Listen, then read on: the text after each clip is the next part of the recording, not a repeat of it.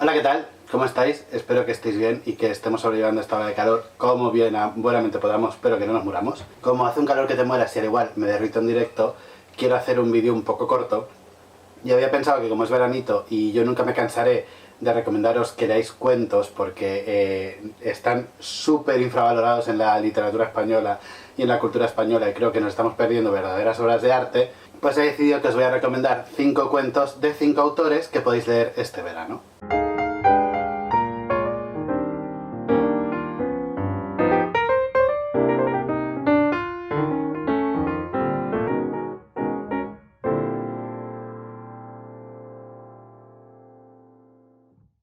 Vamos a empezar por algunos un poco más clásicos. Creo que no os va a sorprender ninguna de mis selecciones, pero bueno. Es una forma también de empezar a leer estos autores en su vertiente de cuentos o directamente que son cuentistas y que si no leéis cuentos y no estáis habituados yo creo que os estáis perdiendo auténticas maravillas. Empezamos pues con la primera recomendación y es Un señor muy viejo con unas alas enormes de Gabriel García Márquez. Yo sé que Gabriel García Márquez es muy conocido por las novelas, pero era un gran cuentista y este fue uno de los primeros cuentos que yo leí de él. La verdad es que en lo personal a mí me voló la cabeza, seguramente tenga otros mejores. Solo vine a llamar por teléfono, es un cuento maravilloso, o El rastro de su sangre en la nieve también es precioso y es maravilloso, pero este fue el primero, a mí me voló la cabeza, aluciné con las posibilidades que me abría la narración de Márquez y que me enseñaba todo lo que podía ofrecer la narración, sobre todo en español, al ser humano. Y ahí lo que se nos cuenta es como en un pueblo un buen día, porque sí, un hombre llamado Pelayo llega a su casa después de pescar cangrejos y en el patio de su casa ve a un señor viejo con unas alas enormes, súper maltrechas, tumbado boca abajo en el lodazal. A partir de ahí veremos una serie de milagros a medias que hace este señor, que no acaba, bueno, nadie sabe bien qué es. Al principio se pensaba que este hombre al igual era noruego porque era diferente y hablaba un idioma muy raro. Luego dicen que al igual es un ángel. El caso es que, bueno, este señor hace milagros un poco raros, que nunca llegan a ser del todo cumplir los deseos, como que, bueno, pues un ciego no ve, pero descubre que tiene otras, casi le toca la lotería, creo que es. Bueno, hay como cosas así, ¿no? Pues que al igual no caminas, pero yo qué sé, recibes otra cosa. No te curo la ceguera, pero a cambio tienes otra cosa. Y es un poco como milagros un poco cutres, básicamente. Pero bueno, lo que básicamente veremos cómo el pueblo cambia a raíz del encuentro con el ángel y cómo el matrimonio protagonista también cambia a niveles económicos tras explotar básicamente al hombre. Ya me perdonaréis si me notéis un poco raro, pero es que me ha dado alergia justo empezar a grabar el vídeo. Es así de mi vida. Yo no quiero explicaros nada más de este cuento porque si no os haré spoilers y creo que merece mucho la pena leerlo, es muy breve. Pero tanto la mera trama del cuento, si no vais más allá, como un análisis un poco posterior a la lectura, creo que lo hacen un cuento espectacular y con una fuerza increíble. El segundo cuento que os quiero recomendar, obviamente, es de Cortázar y es Casa Tomada. Yo nunca me cansaré de recomendar a Cortázar. Yo creo que es uno de los escritores más maravillosos que ha dado la lengua española. Era un hombre que dominaba la prosa, que hacía lo que quería con el lenguaje, tiene como un rollo, como un arte mesmérico que te va atrapando en el discurso, te quedas súper atrapado en lo que te está contando, te metes en la narración y aunque solo dure 2 páginas, es que alucinas con lo que te hace. Es que hace de todo y alucinas. Y es que, no sé, yo podría pasarme horas hablando de Cortázar porque me parece maravilloso. Es cierto que quizá leer a Cortázar y quedarte atrapado por Cortázar leyéndote Rayuela un poco un suicidio, porque es una novela complicada y no estamos acostumbrados ni mucho menos a las formas de narrar de gente como Cortázar y Gabriel García Márquez, y mira que no son nada clásicos del siglo XVIII, pero es verdad que el boom latinoamericano tiene un rollo barroco que, bueno, que no estamos tan acostumbrados quizá. Y creo que empezar por Rayuela, si no has leído nada de Cortázar, es un poco como yo cuando empecé con Kafka leyendo novelas de él. Es un poco como suicidarse y cogerle manía a un escritor que merece mucho la pena.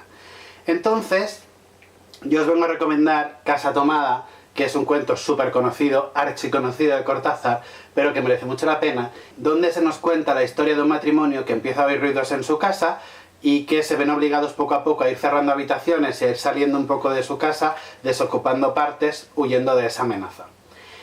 ¿Queréis saber cómo acaba? Pues leed el cuento, que es muy corto y no os lo quiero contar. La verdad es que es genial. A raíz de este cuento, algunas interpretaciones dicen que Cortázar hacía alusión al peronismo y cómo la crisis económica argentina se estaba desarrollando, cómo expropiaban pertenencias al pueblo y tal. Valga decir que Cortázar dijo que se sintió gratamente sorprendido por esta interpretación, porque él decía que, y siempre lo dijo, y lo sostuvo hasta que ya está, hasta que dobló servilleta, que Cortázar él lo había escrito a raíz de un sueño que tuvo y que le pareció que merecía la pena ser escrito porque, bueno, pues el onirismo le trajo ese cuento. El tercero de los cuentos que os quiero recomendar es El huésped en la casa de los muertos de Kafka.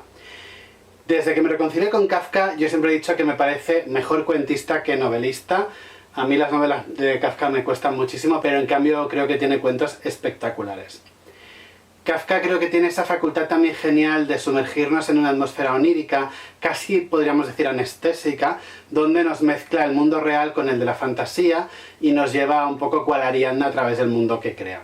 Esto es lo que ocurre en este cuento, donde vemos que nuestro protagonista entra en una casa a modo de huésped para ver más tarde qué es lo que está ocurriendo de verdad y qué es lo que se le descubre.